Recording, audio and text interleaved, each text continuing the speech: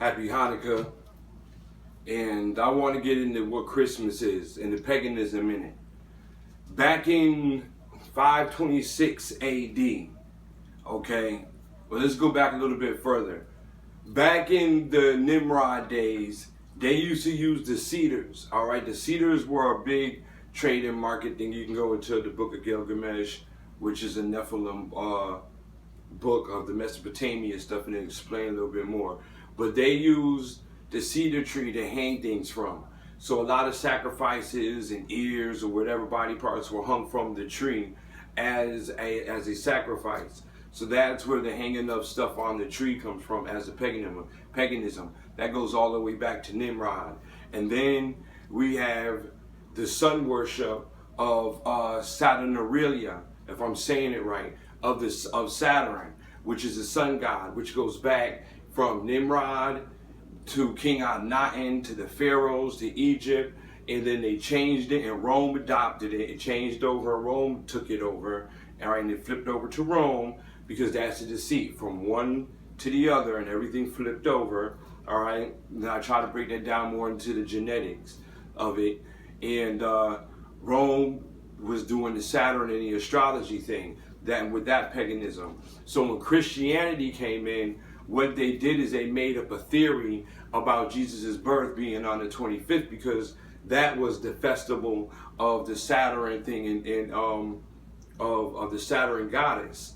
All right. So in 526 AD, the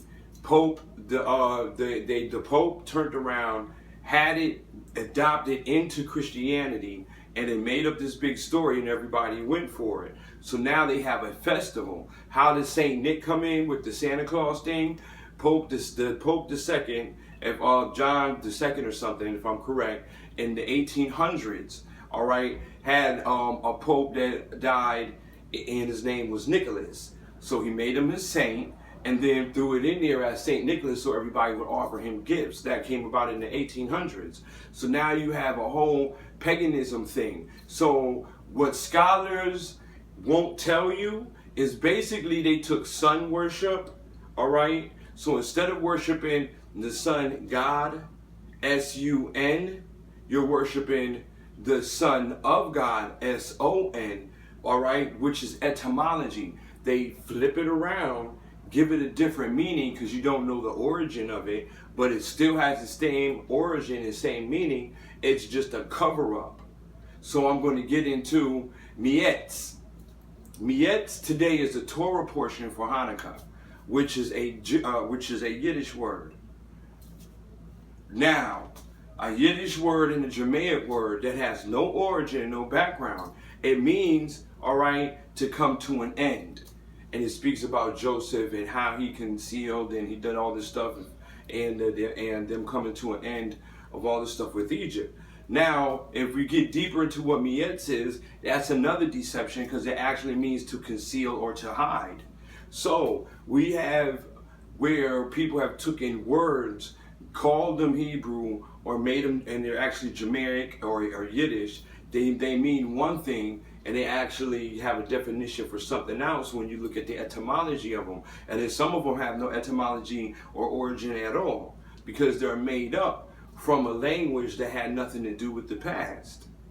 And that actually means something else. And a lot of when I was learning Hebrew with the Orthodox, a lot of the phrases and the stuff they would say wouldn't fit right with my spirit. And that's when the Lord would show me that these have nothing to do with me. They have nothing to do with our past language or nothing. This is what this actually really means. So they're actually saying prayers as like to the point of we won't apologize, we won't do this. They do all this stuff in the Talmud and the Kabbalah. So this is crazy. Like I've spoken before, you cannot sit down, all right, and accept the fact of somebody being a female and she loves another female and they can't procreate, they can't have a kid, they can't do anything. That's just not mentally right. But if you get upset, it's mentally right that you get it checked. If you give your kid too much sugar and they're bouncing around, and then your friend says, oh, they got ADHD, you know what, you get a check for that. Now you don't wait, put your kid on medication, did all this other stuff just for a check, ruin your kid's life, did all this other stuff, come to find out the medicine was no good. See, they know these things, so they play you for your own psyche, all right, and you fall right into it, because you've already been trained to be oppressed and to be down, that you're never really going to get nowhere anyway. And the ones that do get somewhere, they've already sold out and we're on our convenience for Satan and the means of these people and what their agenda is.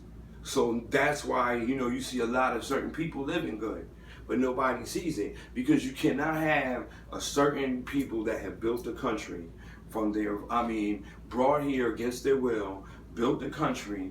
They had the stock market. They were part of the first merchant trade. Everything that is great in this country started off with them, their blood, them being sold as bond women and men.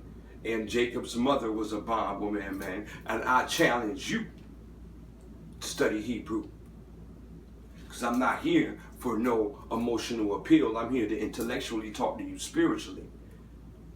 So I would like to know why these people aren't ahead. But if you get a group of Mexicans that come over the border, they're making $20-something an hour and doing this and 30 on their feet, green card and all. You get people come over from Africa, they have a gas station a week later. A month later, you have all this stuff going over in Yemen, and they got corner stores everywhere. Why is this happening? No, you got the other cultures looking at them like, oh, no, what, they're lazy, they're doing this. No, it's not. All right, it's because it's called selective picking of who you want to get ahead and who you don't want to. And it's been going on since this country started.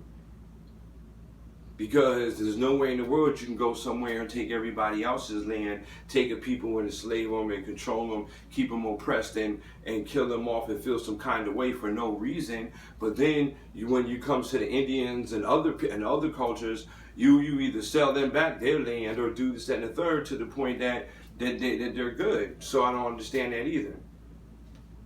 But nobody sees it. So understand the meaning of Christmas. Understand the meaning of what Hanukkah, this Miketz, Torah portion is, and the whole 9 yards, because a lot of the words and phrases and what we're celebrating is not actually what we're supposed to be celebrating. Christmas is a pagan religion. You are worshiping a sun god. They are so much into the stars. You had people talking about, I'm a preacher, and there should be suns and signs and the moon and all this other stuff. All right, when it comes, it comes. But Enoch also said in his book that God does not take away or put in to what his creation is. And those who do fall for this, that, and the third, like I've heard other people say online, guess what? They fall for those sons inside. Those are the ones that will fall for the great deceit. Because I know in my spirit what it is and what's going on. So understand what you're doing and what you're celebrating. Because the Hebrews, the disciples, I don't care if it was Moses, Isaiah, Daniel, Yeshua, I don't care if it was Enoch. Nobody back then celebrated their birthday. That was a Roman thing that came up. Nobody celebrated their birthday. Nobody celebrated any kind of anything except for what it had to do with God, and that was it. There was no celebrations of no birthdays or anything. So why would they start then now?